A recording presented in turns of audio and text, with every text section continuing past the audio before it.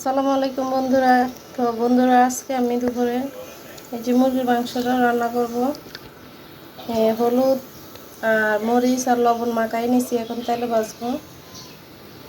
তেলে এখন আমি মাংসগুলো দিয়ে দিব।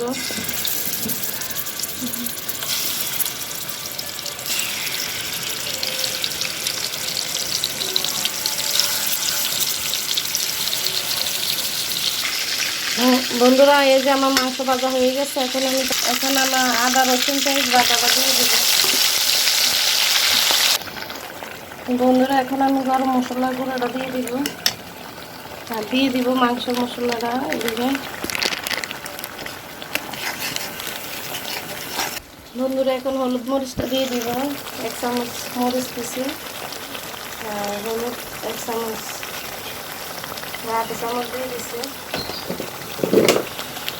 লবণটা দিয়ে দিব স্বাদ মতো। বন্ধুরা, এখন আমি আলুগুলো দিয়ে দিব।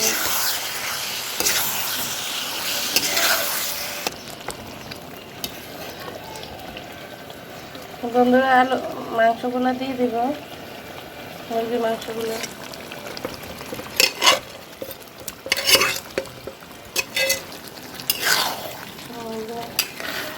মাংসগুলো দিয়ে দিচ্ছি, এখন মাংসগুলো কষাই নেব।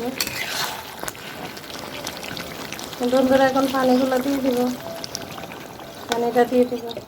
বন্ধুরা, এই যে আমার মুরগি রান্নাটা হয়ে গেছে, দেখছেন বন্ধুরা। আর এই যে মুরগি রান্না হয়ে গেছে। মুরগির মাংসটা এদিকে 1 কেজি পরিমাণে মুরগি নিয়েছিলাম বন্ধুরা। মুরগির রান্না শেষ আমার। দেখছেন বন্ধুরা, মুরগির পিস, সাদা আলু।